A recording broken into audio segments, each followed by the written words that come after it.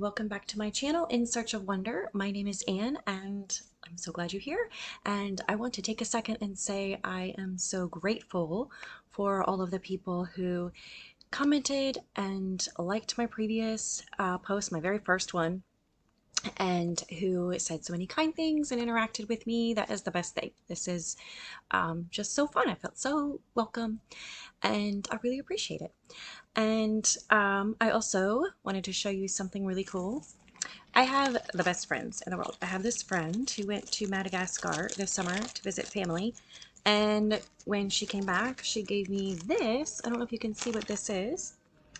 That is vanilla from the plant. I guess it's a kind of orchid, right? And it grows in Madagascar. And she brought it to me. There's like 5 of them. This is like gold here. I have the best friends in the world. And she told me to dry them out a little bit in the sun maybe, and then to make vanilla extract with them. So totally going to be experimenting with that, and I'm very excited about it. And I just think it's so cool. I never had I think I've had 1 or 2 dried vanilla stalks before, but this is really cool. It has nothing to do with anything, but I just wanted to show you that. So I have watched a few videos of the Beauty and the Beast tag going around, so that's what I wanted to do today. I love all musicals, and probably the Disney movies are what started me on that, because I was growing up in that era when Disney kind of had like the resurgence or whatever with Beauty and the Beast and Aladdin and Lion King and all those really big musicals that they did back in the 90s, right? Anyway, so Beauty and the Beast was my favorite. I think I pretty much have all the songs memorized. I don't know the new one as well. I think I've only seen it like once. I have listened to the Broadway soundtrack, but I couldn't sing those songs. I don't know them well enough. But anyways, I'm going to do the Beauty and the Beast tag because as I was watching other people's videos, my wheels started turning and I started thinking about, ooh, like what would I pick for that one? And you know how that goes. So these are my picks. And so here we go. First of all, the first one is, oh, what a guy, that Gaston, a villain you can't help but love. And that one was actually really tricky for me because, well, first of all, I don't really read a lot of books that have like a real villain. I mean, there's always like, a conflict, and often a bad guy or bad girl, as the case may be, or someone who, is creating the conflict in this story.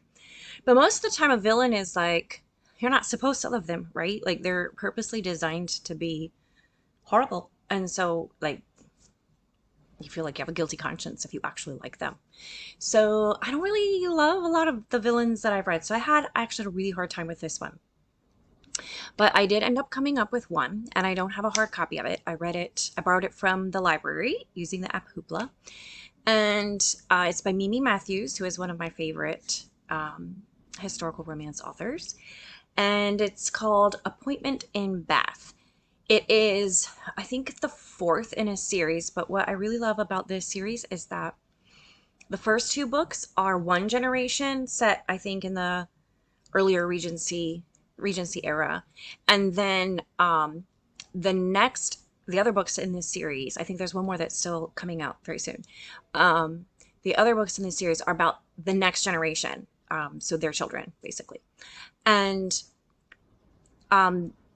the 2 books, so there's Appointment in Bath, and then there's another one, I think it's called Return to Satterthwaite. And those 2 books kind of are overlapping the same story, sort of. It's really cool. If you, in my Goodreads view, I kind of go into detail about how I really loved how Mimi Matthews did this. It was just so creative. I love creative things. So it's the same story, but kind of. I mean, there's like 2 different romances going on, but covering the same period of time and overlapping in some of the scenes. And and the setting is the same basically. Although in Appointment in Bath, obviously they go to Bath. So it's really cool how she does it, and a neat little twist.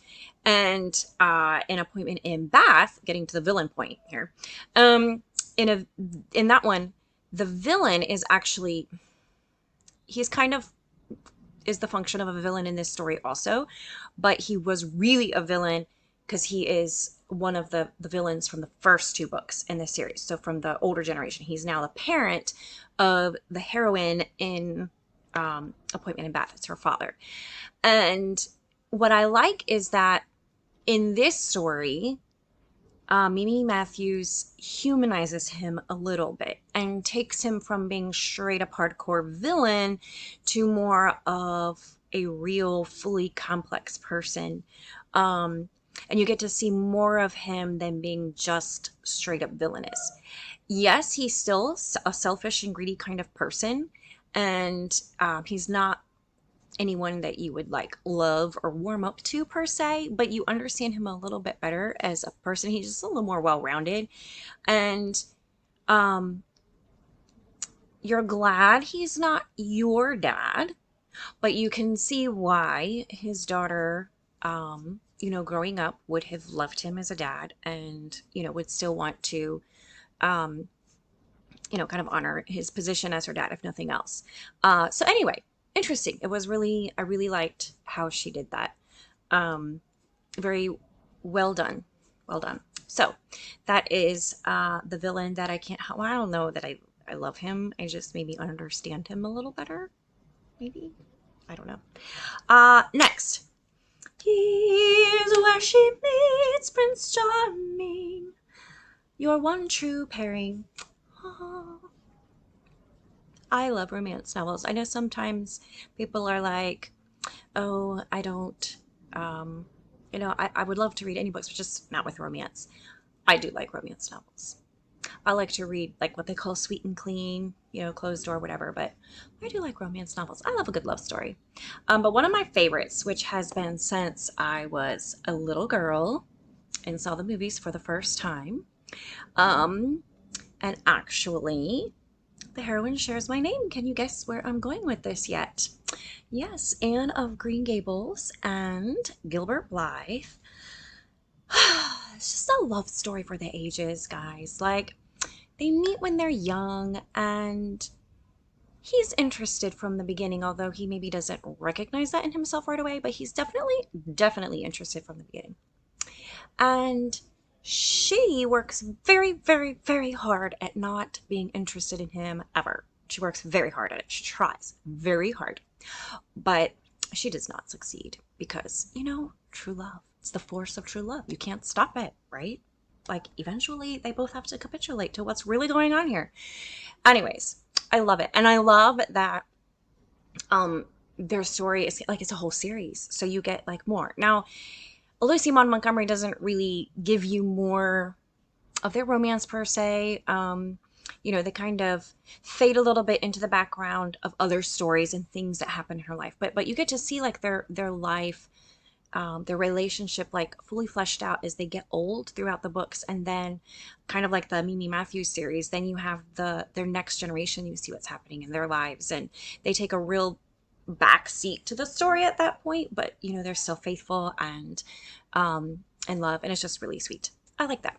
Let me see. I do have a hard copy of that, so I have a really nice pretty edition of Anne of Green Gables, the first book, but I wanted to show you this one because Anne and Gilbert are on the cover there. How cute is that? Kind of like is the attitude that they have for most of this book. She's like, I don't see him, I don't see him, I don't see him, and he's like, so this is Anne of the Island, the third book. Yes, third book, which I think, I don't remember for sure, but I don't think that they actually are a confirmed couple until like the very end of this one. I think that's what I want to say. And then I think in the next one they're still separated. I think that's when Windy Poplars, and they are like back and forth writing letters or whatever, I think. Yeah, Windy Poplars. And it's not until Anne's House of Dreams that they are like officially married and everything. But anyways, Anne and Gilbert, I mean, They're the best. They're just the best. All right. This provincial life. Anyways, that one. This provincial life. A character who is destined for greater things. This was also a little bit tricky for me. I feel like it's very similar to another one, that a category that comes later in here. But also I feel like a lot of novels, like, isn't that what it's about? Like, it's about growth and character development, and whoever the character is at the beginning, they're definitely destined for something better than whatever they are at the beginning, right? But I feel like one where it kind of turns that idea on its head a little bit to make a point is All That Really Matters by Nicole Deese, which I read last year, I think. And it was the first book I had read by her, and will not be the last. The main character, it's a contemporary story, and the main character, the heroine, don't remember her name, sorry. She, and also I read it on the library, Hoopla, so I don't have an actual copy of it, but she is like, she has like this huge, she's already something, she's arrived, like she's an influencer, people follow her, she's got thousands of followers, she has all that she needs, you know, in terms of finances and fame and beauty, and she's got it going on, she's got everything. You would look at her and say she has arrived, she is the epitome of perfection. But then throughout the course of the novel, she begins to realize that she is destined for greater things, but those aren't the great things that she had thought that they were. And she realizes that when, well, I don't want to spoil it, but she has a very difficult life journey that she has to take. And it's kind of like a reverse Cinderella, where she ends up realizing that there are actually greater things than fame and fortune and a following. And the next one is Be Our Guest, a book that made you hungry. I actually thought of 2 series for this one. At first I was like, I can't think of any books that make me hungry. Now, make me want to drink coffee. Yes. People drinking coffee in a book. I'm like, yes, pour me a cup, please. I'd really like a cup of coffee. If you're having one, can I have one too? But eating, not as much. I don't think I read a lot of books where eating is prominent. But I did think of 2 series in spite of that. The first one is kind of obvious, the Supper Club series by Carla Laureano. So the first book is about a chef, and it describes in detail all of the delicious food that she makes and her process for making it, and the whole chef cooking industry, all of that. That will make you hungry. And then the next book in this series, yes, I believe it's the next one, is about her friend who is a baker, like pastry chef kind of thing. So then, now that was, yes, I wanted to eat all of the bread, all of the pastry, all of it. Yes, delicious stuff.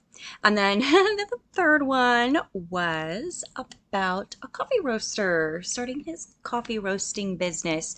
And yes, that made me want to drink all the coffee and roast all the beans, which I haven't done yet, but maybe one day I will actually roast my own beans. So that series is one. And then the other series is Jane Austen Takes the South by Mary Jane Hathaway, I think is her name, the author's name.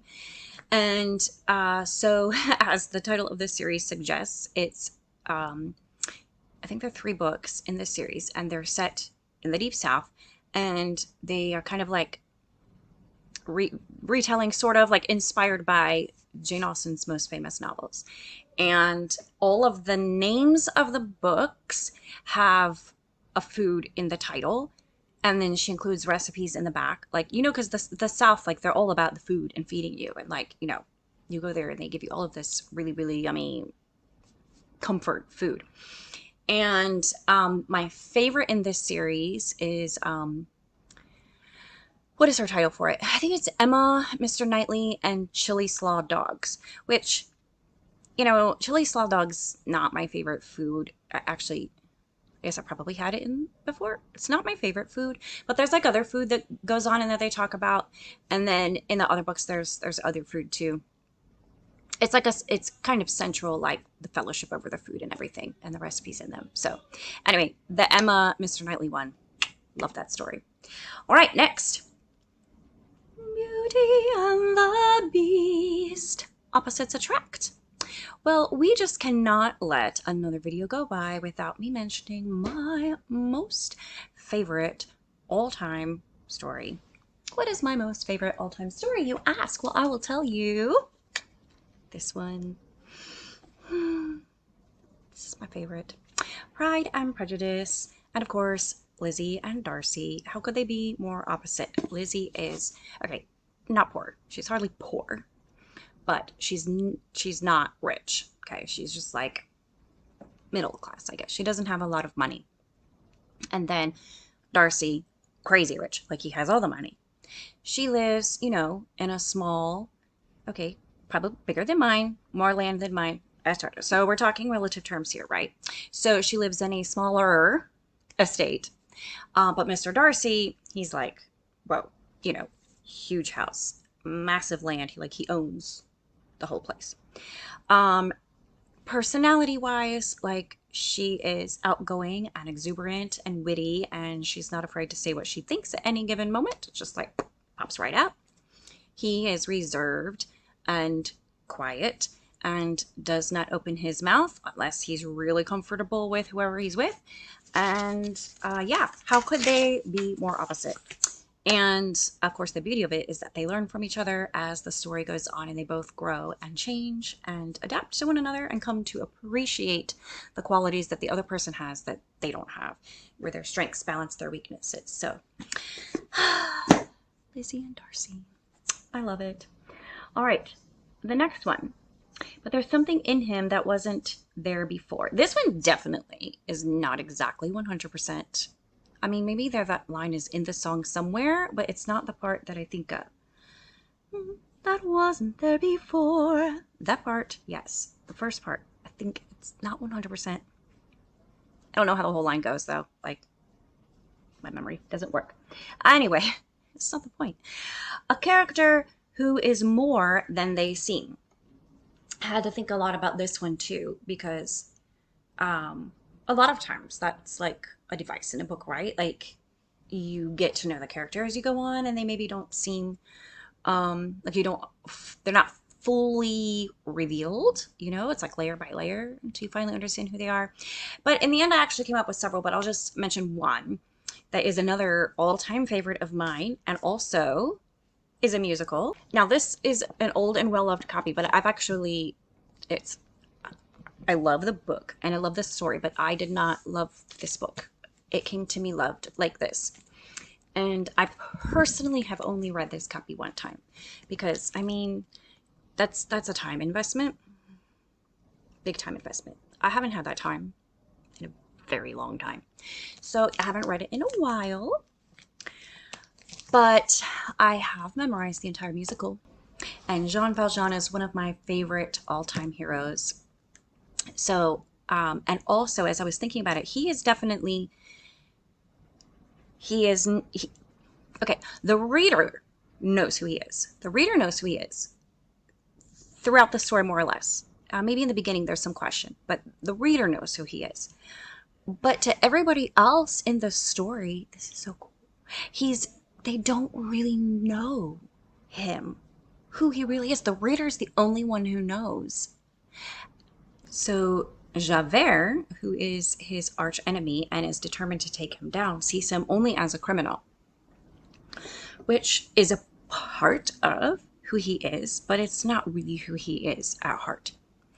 And then the daughter that he adopts, Cosette, she only sees him as her father figure, but she doesn't really know him personally. She doesn't know his backstory. She doesn't know anything about him. He's her guardian. He takes care of her. He loves her, but they don't have like a very close relationship, and she doesn't know him. She doesn't see who he really is. She has no idea.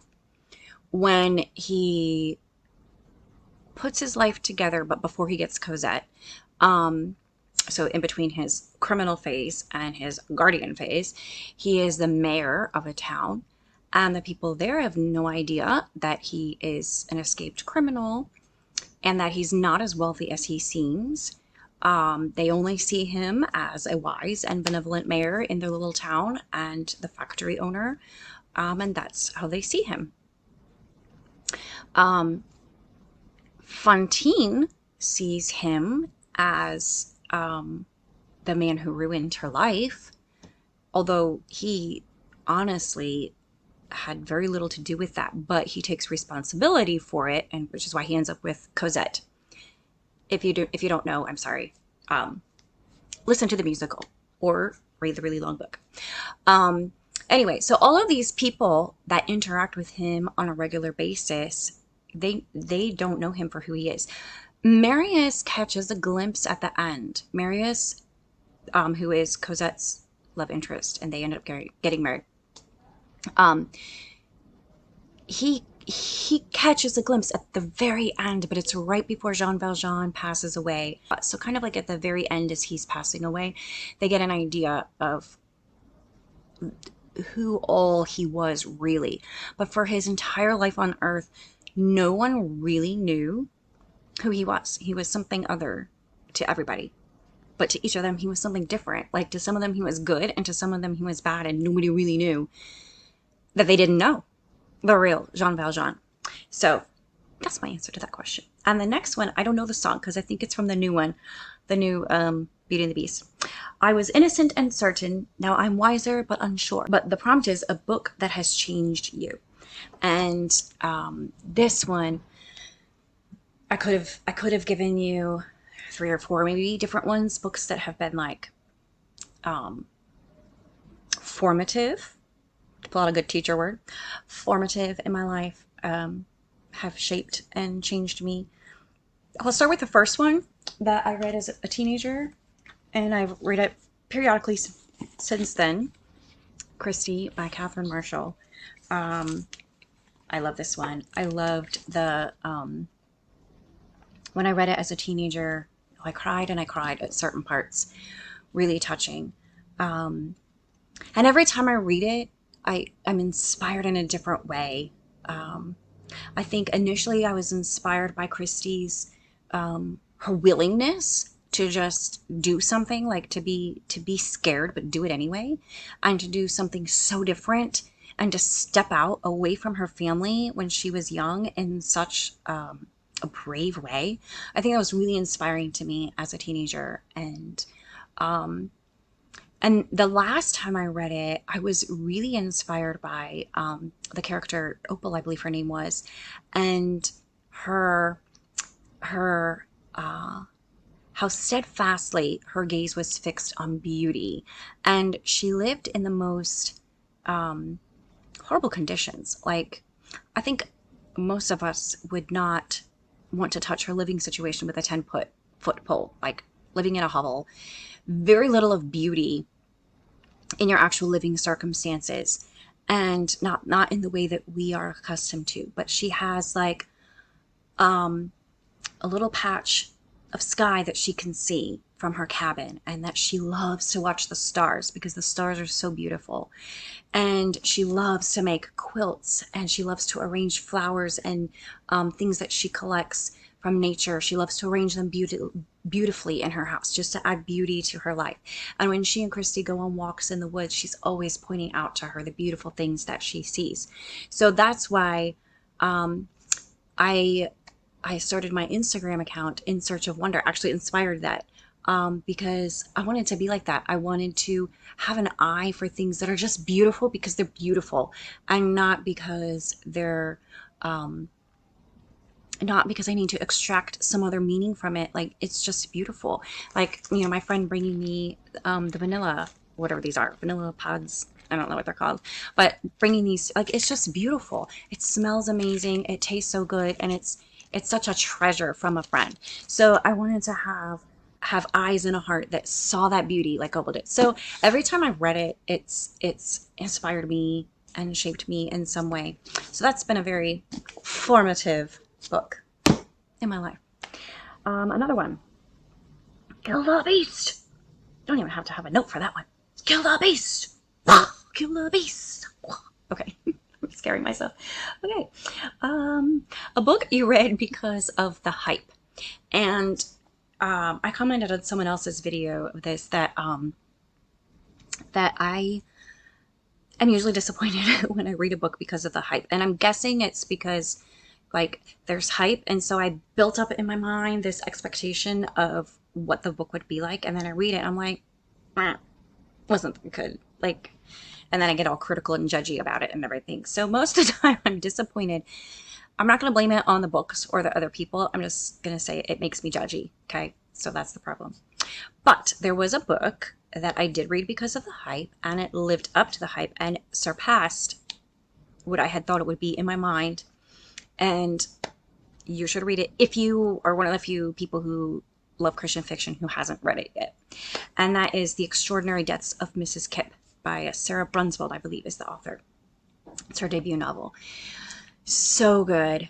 And I would not have picked it up based on the title, which I thought was a little strange, honestly. I'm just being honest.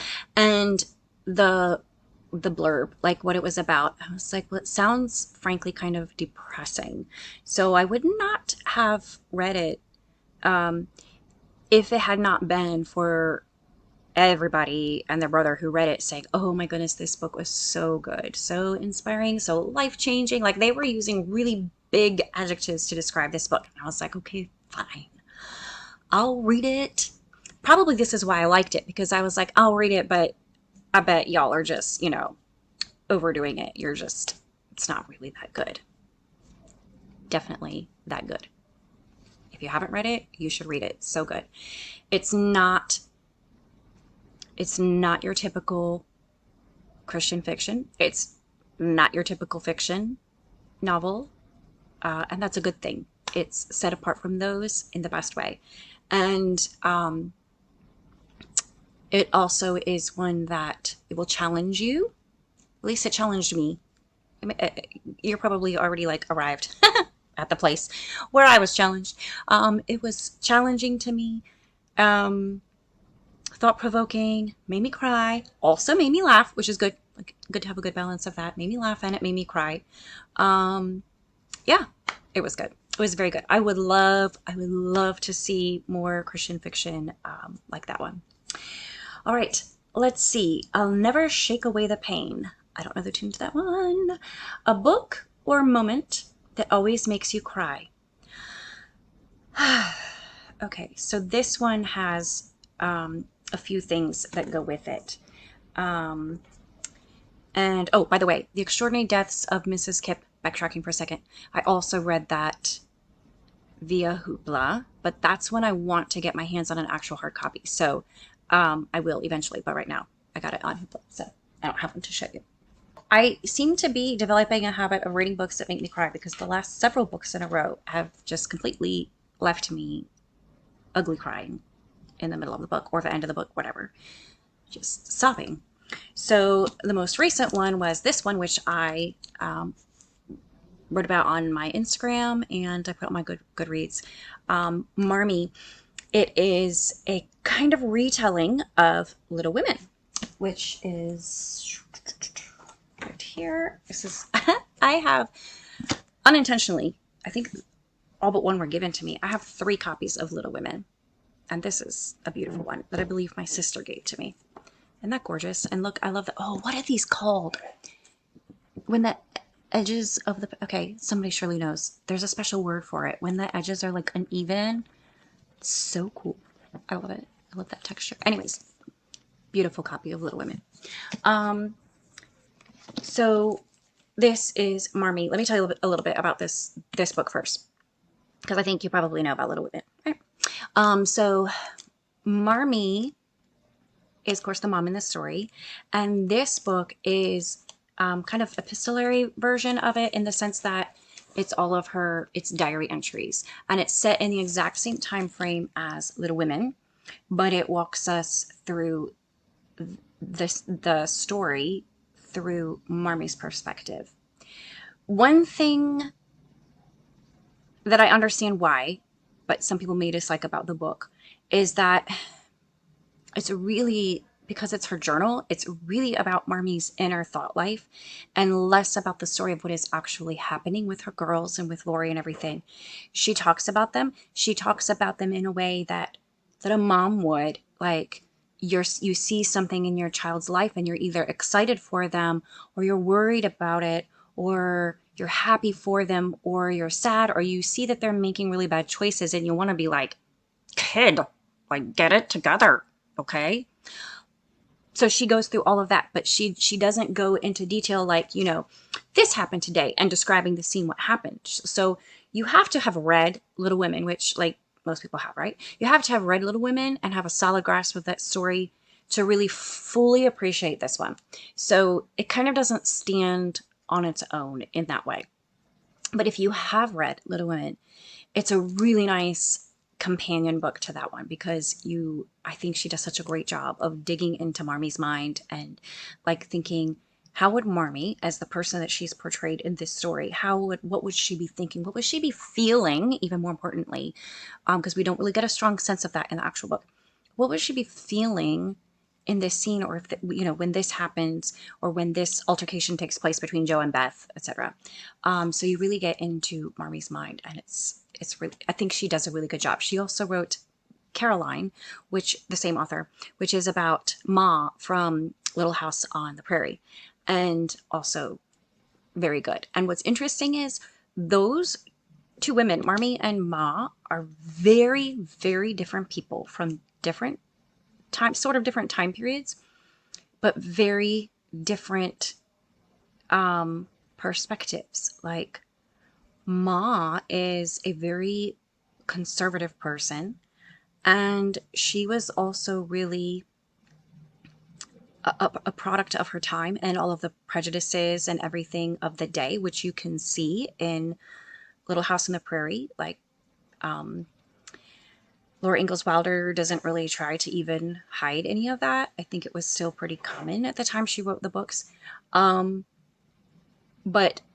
Marmee and the March family, because they were based on the Alcott family, were kind of like on the cutting edge. They were very progressive. So they would much more like liberal in that sense. And so they were abolitionists and working very hard to end slavery, whatever. So what I find most interesting about this author is that she was really able to just without apology present both women as they are, who they really were, without any apology or without any explanation. Or so many modern authors, I feel like they try to color characters in the past with what they think is right based on a modern mindset,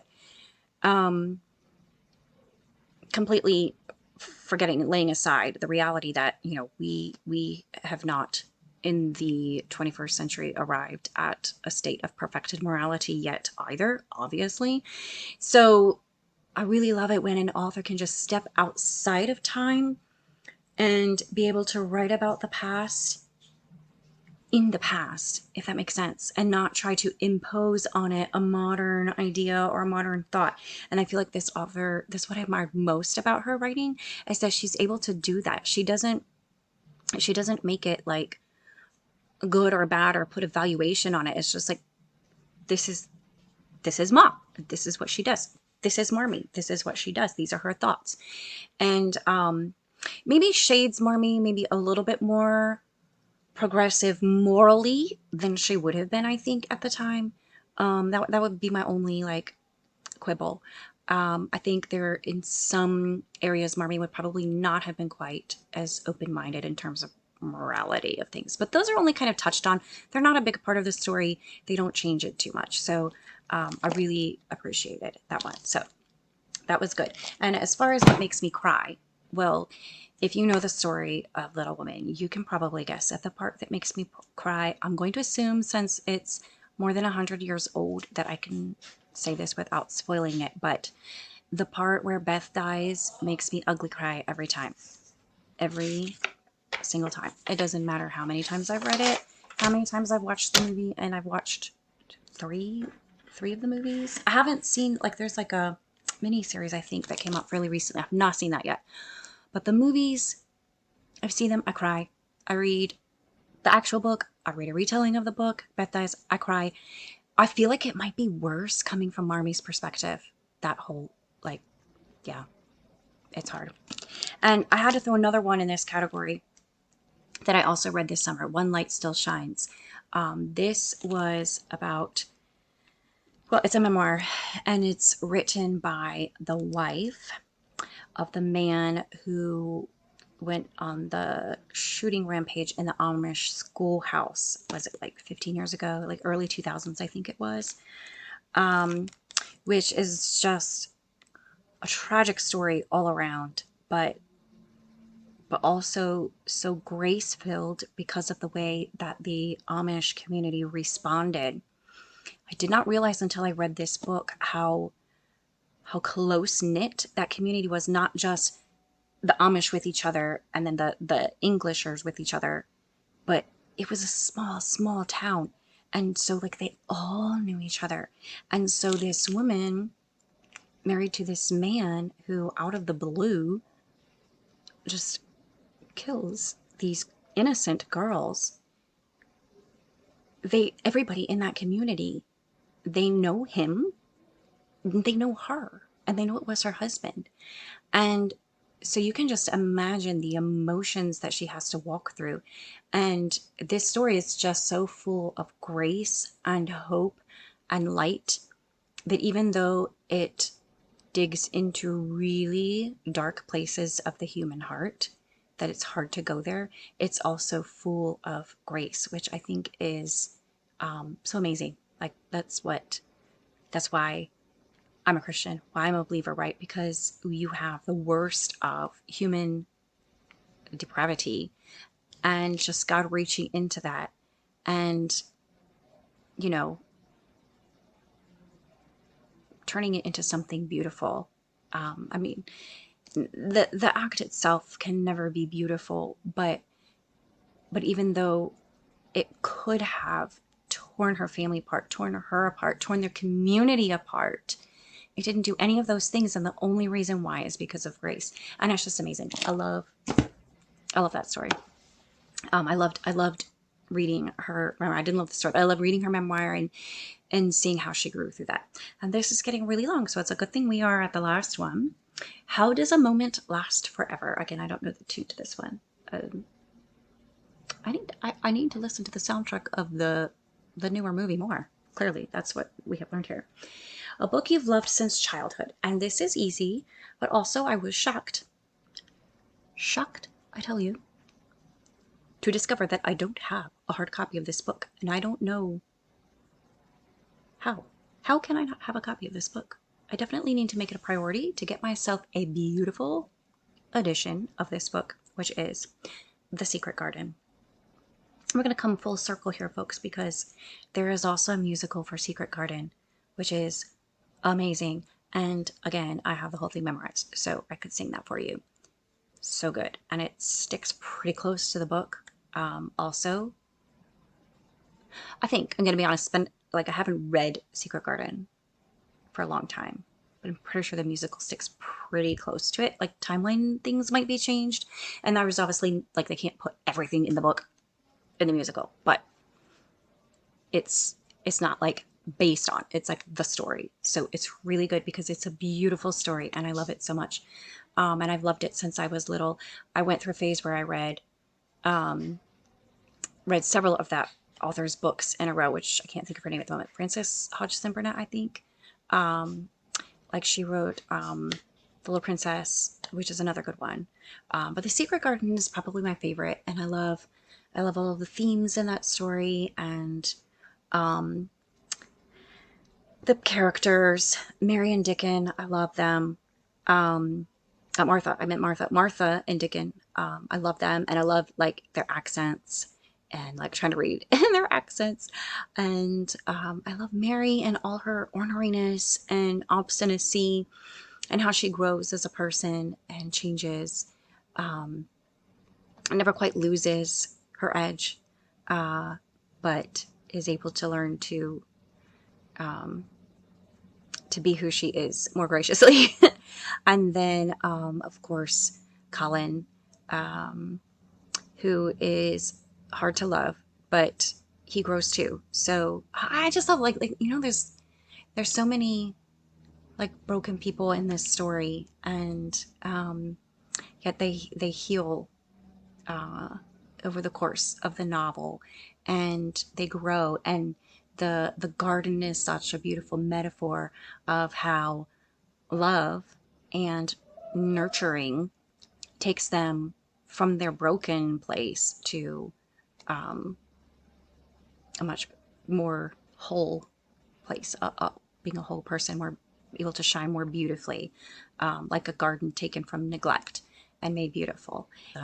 Anyways, that is my favorite novel from childhood, and now I feel like this has been very long, so if you made it this far, congratulations. And I will see you next time. In the meantime, keep drinking your coffee and reading your books, and I'll talk to you next time.